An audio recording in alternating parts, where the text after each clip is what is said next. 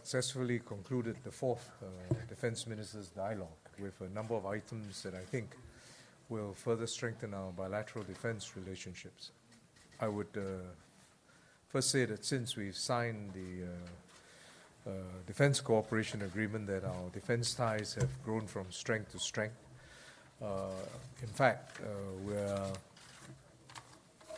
one of the few, if not the only, country that has signed service agreements for all air, land and sea, Army, Navy and Air Force with India's counterpart services. And we're very thankful that India's Minister Singh and his government has given us opportunities to train, whether it's in Kalakunda for Air Force, whether it's for Babina, whether it's our training exercises for the Navy. And in this Defence Ministers' Dialogue, there were two exchanges of a letter of intent, one which provides training for our live firing in the Chandipur integrated facility, as well as a letter of intent to collaborate on a HADR, which the Indians are setting up for their region, and we've already have our regional HADR coordination center at Changi. So I think these two instruments will allow us to deepen our defense engagements. I would also like to conclude by saying that we talked about defense technology, and we both agreed that we would step up defense technology in the new domains of security challenges.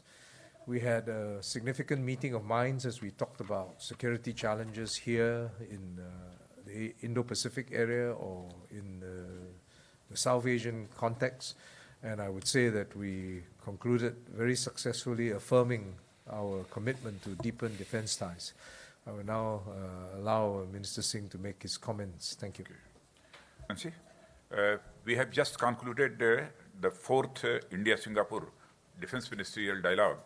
And our discussions were very fruitful, cordial, frank, and very detailed.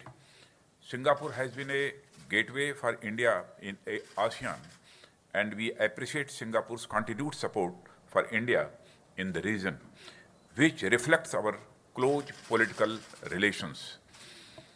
India and Singapore share excellent bilateral defense relations, and which have grown significantly in recent years and emerged as the key pillar in our partnership.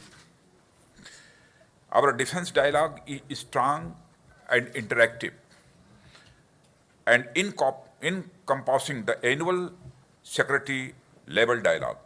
The Defense Working Group staff talks and joint exercises between all the three services and training exchanges. India is committed to continued support for the Singapore Armed Forces training in India. And we have today signed a letter of intent for the specialist firing by the Singapore Armed Forces in India.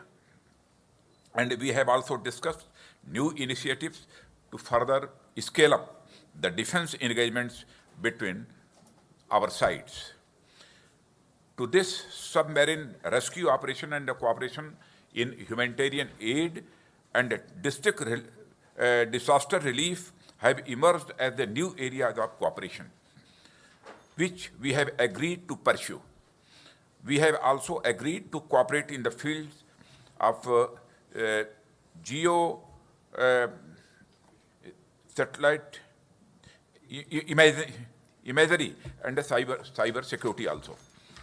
And the progress in defense technology cooperation under the auspices of the India-Singapore Defense Technology Steering Committee and the India-Singapore Defense Ministry Working Group was also reviewed. We have proposed setting up joint test facilities under the Defense Technical Infrastructure schemes, and we look forward to take this proposal further. And issues relating to the regional security, the maritime security in the Indian Ocean region, and the broader security concerns in the Indo-Pacific region were also discussed. I'm happy to note that the Minister, Mr. Angie, reaffirmed Singapore's position in support to our new initiatives. Thank you very much, Excellency. Well, thank you for those comprehensive remarks. From our discussions today, I am confident that we will enter in a new era of defense partnership encompassing both bilateral defense cooperation and defense industry cooperation. And